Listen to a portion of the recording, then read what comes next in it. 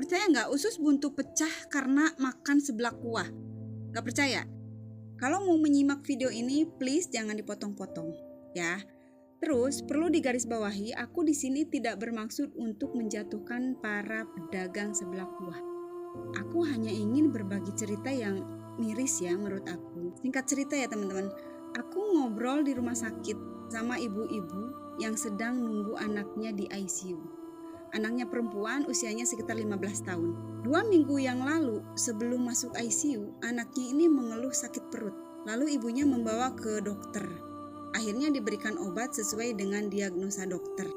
Dan setelah 1 minggu mengkonsumsi obat, kondisinya mulai membaik.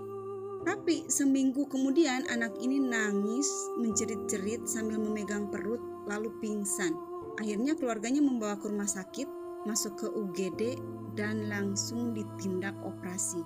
Operasinya bukan operasi kecil ya teman-teman, operasi besar. Setelah anaknya masuk ICU, dokter memanggil si ibu. Nah, diperlihatkan ada satu benda yang dikeluarkan dari perut si anak ini sebesar bola pingpong, warnanya sedikit kehitaman. Ibunya mengira itu adalah tumor, tapi itu bukan tumor, bukan kanker, bahkan bukan daging jadi.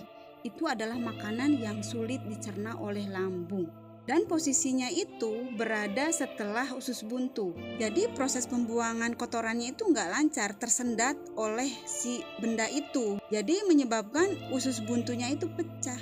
Serius, teman-teman, aku kasih tahu, kalau misalkan operasi usus buntu biasa itu panjangnya paling 5 cm lah bekas operasi.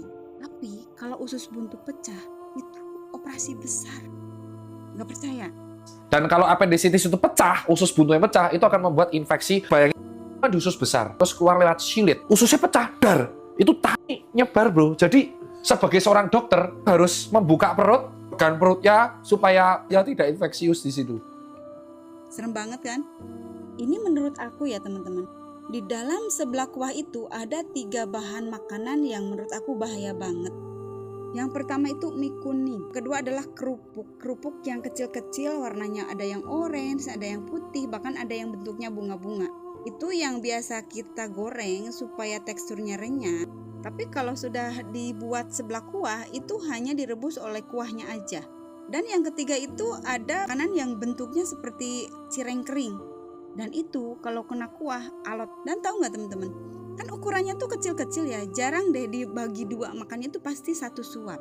Dan karena teksturnya yang alot, jadi ngunyahnya pun nggak yang lama gitu, paling sekali, 2 kali, 3 kali telan. Bayangin itu ada di dalam perut. Aku kembali ke cerita yang tadi ya teman-teman. Jadi si anak ini sering banget mengkonsumsi seblak, terutama seblak kuah, dengan pedas yang levelnya itu nggak sedikit. Dan ditutup dengan minuman manis dingin. Jadi bahan-bahan makanan yang tadi itu susah dicerna dan menggumpal di dalam usus yang menyebabkan penyumbatan dan akhirnya usus buntunya pecah. Sebetulnya setiap makanan itu memang tidak baik ya jika dikonsumsi terlalu banyak dan terlalu sering. Tapi menurut aku ya teman-teman, intinya cintai tubuh kita sendiri. Siapa lagi yang bisa menjaga tubuh kita selain diri kita sendiri? Jadi kalau misalkan cerita aku ini bermanfaat, tolong share sebanyak-banyaknya supaya di luaran sana yang tidak tahu jadi tahu. Semoga kita semua selalu diberikan kesehatan. Hatur nuhun.